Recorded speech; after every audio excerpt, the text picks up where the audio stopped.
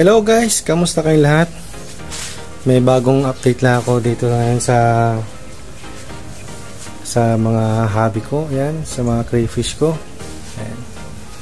At nagpapasalamat po pala ako guys sa mga bagong subscriber ko at saka sa mga nanood. Salamat po sa inyo at sana patuloy niyo po rin po akong suportahan at share niyo pa rin po yung video ko at like. Maraming salamat po sa inyo guys. So ayun nga may binago na ako dito sa sa pwesto ko sa crayfish. Ayan, papakita ko sa inyo guys. Yun di ba? Hindi na siya maputik katulad dati. Ayan. Para pag may ginawa ko dito, hindi na sa gabal. Ayan. Yan na yung mga crayfish ko guys. Yung ibang crayfish nagmo-mold na. Kanina meron akong nakita nag-mold na siya. Yun.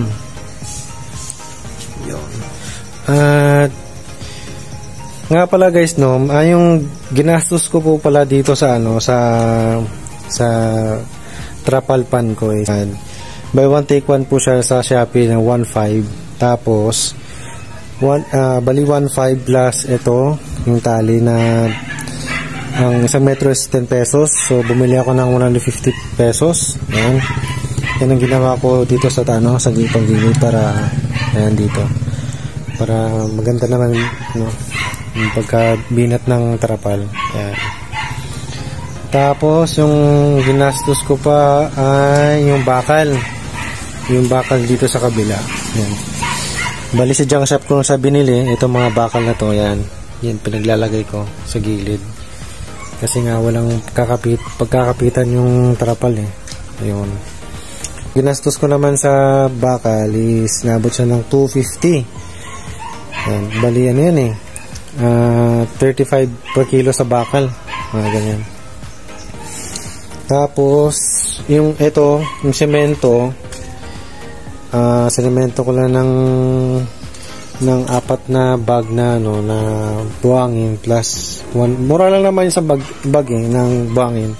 Bali 35 pesos. Bumili ako ng 5 piraso. Tapos isang bag na semento na 190. Yan. Yan. Tapos yung crayfish ko inabot ng 3,000. Yan.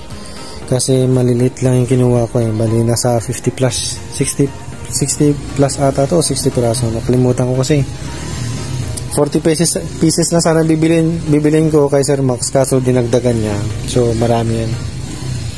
Tapos yun pala yung bagong update, yung isa kong na may itlog, pumisak na pala kasi chinek ko kanina. Yan, papakita ko mamaya sa picture. Yan, na napisak na. Yun pala guys, sa mga baguhan na nag-aalaga ng crayfish, dapat i-monitor nyo talaga, kasi pag once na hindi nyo monitor, katulad sa akin, kasi yung basket na yan nito, dito dati to kakalipat ko lang kasi nga kanina ko lang tinignan na wala na pala yung mga itlog sa tiyan nya. Kumbaga napagpag na. Siyempre nung nilipat ko, siguro nagkahulog-hulog na yung mga dyan, pagpagan, may nahalo na dyan. Tapos nilipat ko dito. Ayan. Dapat pala guys, pag once nag-alaga kayo ng crayfish, dapat meron na kayo nakababad na tubig na siguro 1 linggo bago nyo lagyan ng crayfish, kasi maninibago yung crayfish sa freshwater. Kasi kung pinanggalingan ng crayfish, sobrang dumi talaga ng tubig. Kaya pag nilipat mo sa bago, baka may mamatay, may nibago. So mas maganda na mag-prepare muna kayo ng tubig bago nyo lagyan ng crayfish. Yun. Tsaka pala guys bali kumuha pa ako ng isa pang buntis para mabilis ako makaparami. Yan. Bumili ako may itlog. May itlog yan sa yan.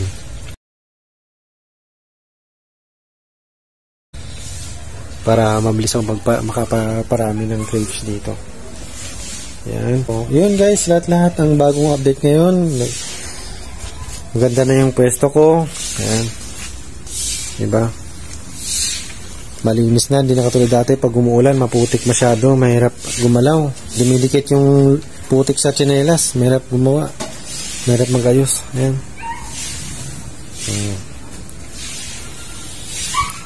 So, guys, maraming salamat. Hanggang dito na lang yung video ko. Patuloy niyo po sanang suportahan yung video ko. Like at saka share po. At yun guys, maraming salamat po.